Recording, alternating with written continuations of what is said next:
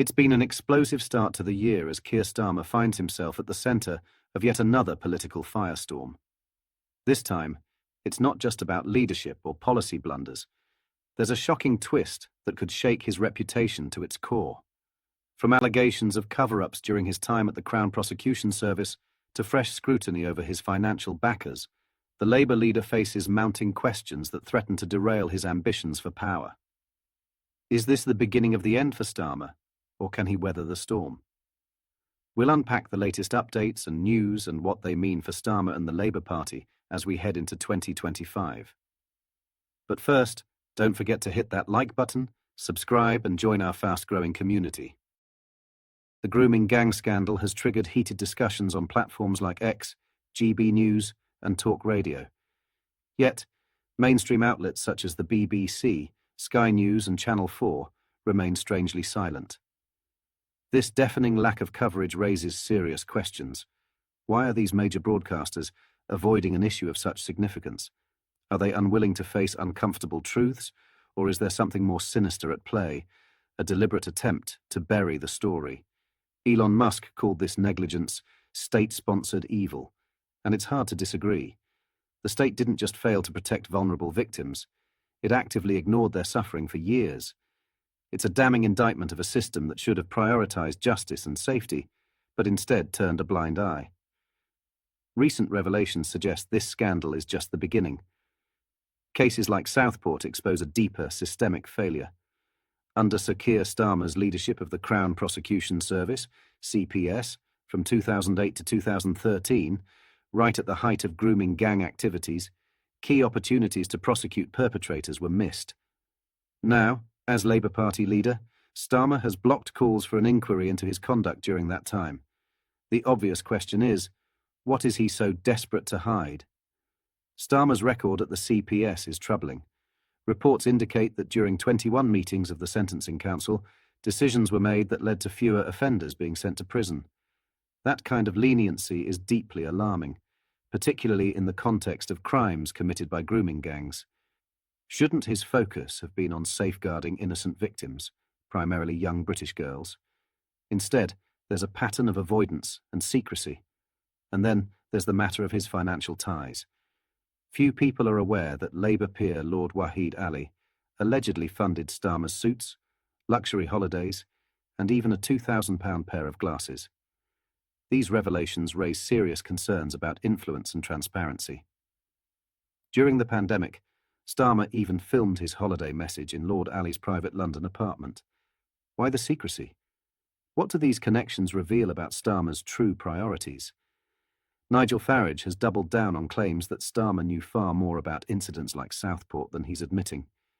If these allegations hold any weight, they paint a damning picture of a politician who not only failed to act, but may have actively covered for wrongdoing. If Labour's leadership turned a blind eye to the grooming scandal, we must ask, why? Was it political convenience, financial gain, or something else entirely? Comparisons to past scandals, like those under John Major's government in the 1990s, feel almost quaint in comparison.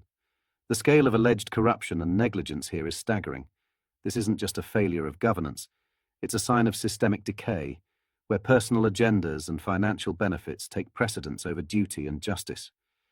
With public trust in Labour rapidly eroding, it's clear that Starmer's leadership is in serious trouble. Even before Labour potentially takes power, cracks are showing. If Starmer and his team want to salvage what's left of their credibility, they need to come clean. The British public deserves honesty and accountability, not more obfuscation and cover-ups. What do you think? What could Starmer be hiding, and why?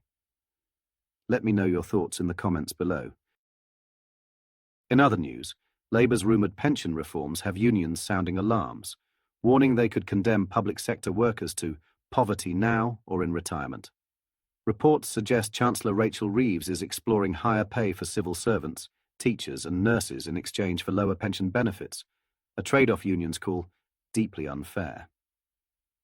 The National Education Union, NEU, cautioned that slashing retirement income for short-term wage boosts would leave future retirees struggling. Public sector workers deserve fair pay for their critical work and a pension that ensures dignity in retirement, said NEU Secretary Daniel Kebede. Critics argue the move ignores underlying issues in public services. Unite's Richard Munn likened it to rearranging deck chairs on the Titanic, while Dr. Vishal Sharma of the BMA warned doctors are already grappling with diminished pay and pensions after a decade of cuts. Pensions remain a massive financial burden, costing taxpayers £208 billion over the past decade, with an estimated £4.9 trillion liability looming. Yet, the Treasury has reportedly not been consulted on the potential overhaul. A Cabinet Office spokesperson insisted their focus is on providing tools for a more effective civil service. As tensions rise, the debate underscores a stark choice: immediate relief or a secure retirement. Lastly, UK house prices ended 2024 with unexpected strength, closing in on their all-time peak from summer 2022. According to Nationwide, property values rose steadily throughout the year, defying concerns about affordability and high borrowing costs. Nationwide's chief economist, Robert Gardner, acknowledged the challenges buyers faced in 2024. House prices remained high, relative to earnings, making deposits a significant hurdle for many first-time buyers, he explained.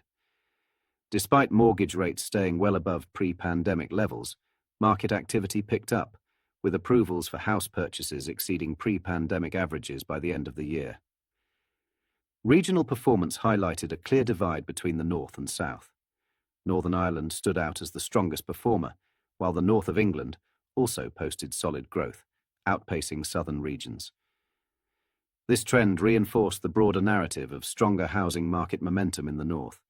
As 2025 begins, the market faces some uncertainty due to upcoming stamp duty changes. Experts predict a flurry of transactions early in the year as buyers rush to complete purchases before the new rules take effect. However, this is likely to be followed by a temporary slowdown, echoing patterns seen after similar tax changes in the past. While these shifts could create short-term volatility, the housing market's resilience in 2024 suggests it remains a powerful force, capable of adapting to changing conditions in the year ahead. What are your thoughts on what we discussed in today's video? Let me know down in the comments section below. If you've not yet already, make sure you do drop a like on this video and subscribe to the channel